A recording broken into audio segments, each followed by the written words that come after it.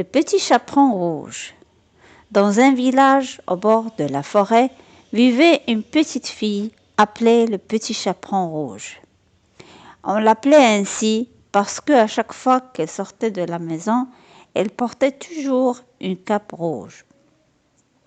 Un matin, sa mère lui a demandé d'aller rendre visite à sa grand-mère malade. « Grand-mère est malade, apporte-lui cette galette et ce petit pot de beurre, » lui dit-elle. « Oui, maman, d'accord. » Et avant que la jeune fille ne parte, sa mère lui dit « Tu dois aller directement chez ta grand-mère et ne parle jamais aux étrangers. » Le petit chaperon rouge la rassure. « Ne t'inquiète pas, maman, je ferai attention. » Sur le chemin, le petit chaperon rouge a aimé de jolies fleurs dans les bois. Alors elle a commencé à les ramasser en oubliant ce qu'il a promis à sa mère, de ne pas rester dans les bois pour une raison quelconque. Soudain, le loup apparut et lui demanda amicalement « Qu'est-ce que tu fais ici, ma fille ?»« Je vais voir ma grand-mère qui habite dans la forêt près de la vallée, » lui répondit Petit Chaperon Rouge, et il se dirigea vers sa grand-mère.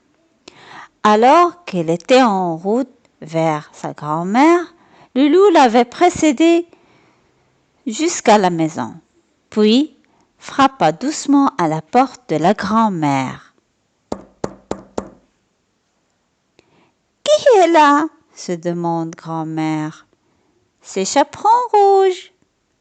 répond le loup en imitant la voix des petits chaperons rouges.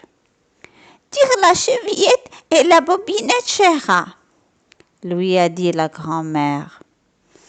Le loup est entré dans la maison de la grand-mère malade, puis l'a enfermée dans l'armoire. Ensuite, il enfila son pyjama et sauta sur le lit. Le loup se coucha dans le lit de la grand-mère et attendit le petit chaperon rouge.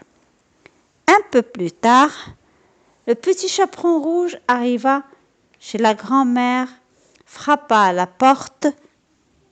« Qui est là ?» Comme le loup avait une grosse voix, la petite fille crut que sa grand-mère avait très mal à la gorge. Elle lui répondit « C'est votre petite fille, je vous apporte une galette et un petit pot de beurre. » Le loup lui répondit d'une voix douce « Entre, ma petite, entre !» Le petit chaperon rouge ouvrit la porte et le loup tira la couverture sur son long nez pour que le petit chaperon rouge ne puisse pas le voir. Il imita la voix de la grand-mère. « Approche-toi, ma petite, et pose le panier sur la table. » Mais le petit chaperon rouge sentit que la voix de sa grand-mère paraît très étrange. Le méchant loup lui dit « J'ai très froid, c'est pourquoi ma voix est étrange. » Le petit chaperon rouge s'est approché du loup et a remarqué que ses oreilles sont grandes. « Grand-mère, que vous avez de grandes oreilles ?»« C'est pour bien t'entendre, mon enfant. »« Grand-mère, comme vous avez de grands yeux ?» dit encore Petit Chaperon. « C'est pour mieux te voir, mon enfant. »« Grand-mère, comme vous avez de grandes dents ?» Et là, le méchant loup dit en sautant du lit. « C'est pour mieux te manger !» crie le loup. Le petit chaperon rouge fouillait le loup dans la pièce en criant « Au secours, au secours, le loup veut me manger !» Et le bûcheron qui était dans les bois a entendu crier le petit chaperon rouge. Le bûcheron se précipita vers la maison avec son chien afin de sauver la jeune fille. Et lorsqu'il est entré dans la maison, le petit chaperon rouge désigna le loup, qui continuait à jouer le rôle de la grand-mère. Et le loup s'est enfui dans les bois après que le bûcheron l'ait battu.